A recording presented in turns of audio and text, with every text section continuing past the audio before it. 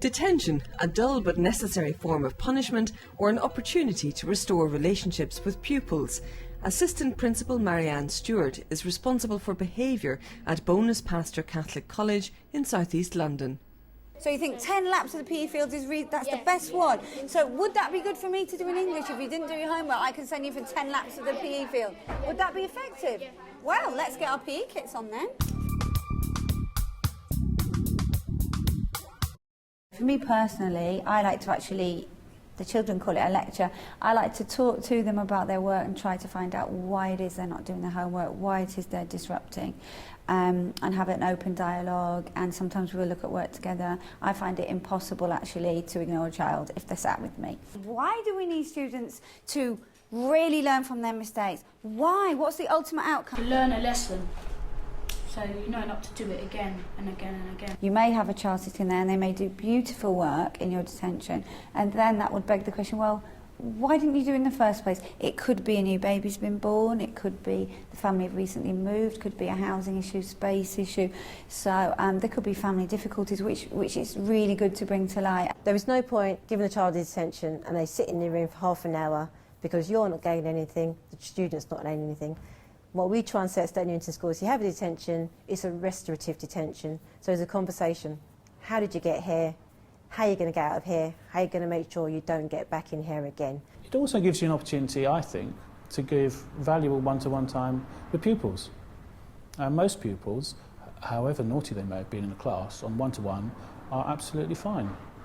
So you can use a detention to build a relationship with a pupil, which hopefully will become positive or more positive, and give them a chance to improve.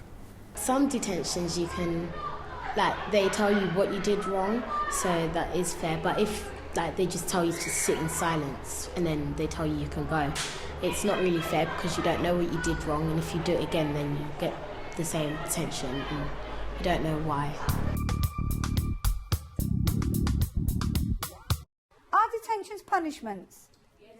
Silly ones are like when a teacher asks you to fill in a squared piece of paper, because you're not really learning what you've done wrong, you're just filling in a blank piece of paper. Well, I've got a question for you. Do you like filling in the blank piece of paper? Yes No. or no? Very simply. No. So it's a no. So is it working then? Would it deter you? Would it act as a deterrent so you wouldn't do that thing again, or you would remember to do the thing you should have done? It would frustrate me, but still, I wouldn't do it again. A detention is about detaining people. It is a punishment. It's part of the sanction of the school. And therefore our detentions are pretty grim. They run on a Friday afternoon. They run for an hour, 4:45 through till 5:45. Students sit individually at desks facing the front with a large clock which ticks loudly, and the youngsters sit in silence. And it is not a very pleasant experience, and it has gained a kind of mythological status across the school, and we think that that's a good thing, because we think that if you've been messing about, or if you've been constantly truanting or something like that, then there should be a sanction which is not simply saying you're going to get on with your coursework. I personally very rarely would give a whole class detention, but sometimes you do find as a teacher and as a leader or a manager that there are peaks and troughs with children, especially teenagers. They may have a very strong work ethic at one point in the year, and then this could slip and slide. Sometimes when there's a whole class detention, not everybody did the wrong thing. It's hard for the teacher to pick out who exactly did it. A small minority of the class might have done something wrong, but everyone else, just for the sake of being at the wrong place at the wrong time, is punished with it. So I think they do work, but they need to be sort of for individual purposes. I think what works well is if you have the class there and then, because to keep a whole class detention, if you had them during period 3, it's very difficult to manage and will create more problems for the teacher themselves than, because some children will instantly come back, they'll be reliable, but then others wouldn't come, and then that would start chasing game, locate the children, contacting other people. It involves lots of people for something that could be dealt with in-house. I think it's tempting if you have centralised detentions for teachers to pass things upwards, teachers to pass things up the line, and that would be from a classroom teacher, newly qualified, to somebody who's been teaching 30 years, heads of departments, if there is a situation where things can be passed up, often they might be, and we certainly want to really move away from that because it does not empower the teacher at all. Some teachers, they're more harsh, so some students don't really like to have detention with them, so they sort of respect more the teachers. And some other teachers, they don't really have the control, that thing to control the class, so they misbehave more. We do centralised detentions for attendance. Now the detention on a Friday afternoon or a Wednesday lunchtime is designed to get the whole group of people that have been late twice in that week there and to confront really what's going on. But for behaviour, we would suggest that the teacher that had behaviour or work rate issues, work ethic, homework, needs to resolve that themselves, and of course call on the support of us. But to have all the children in one room that have been disruptive is not our style at the college.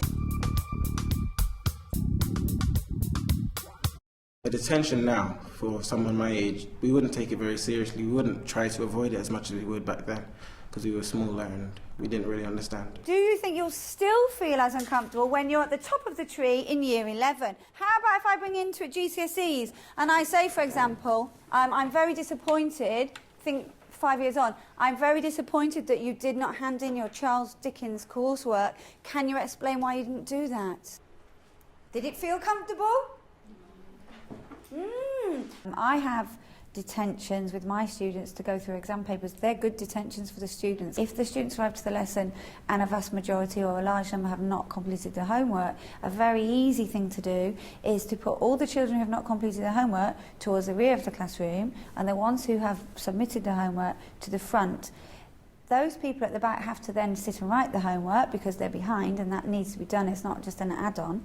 And then the people at the front get a lesson of their own choice. When the years go by, you get less because in the real world, teachers are not going to be there giving you detention. So I think it's like they're saying, I'm not going to keep you anymore, it's up to you. We sort of say, well, if you don't set detentions, then you must have a good reward system in place within your classroom so that children are not working to avoid something, they're working to receive something. Detentions have varied from year 7 to year 11 because in year 7 it was more of you sit there in silence, because you've misbehaved, whereas in year 11 you might stay behind because now it's GCSEs, it's more serious. If people resort to detentions straight away, it can become very negative, very punitive.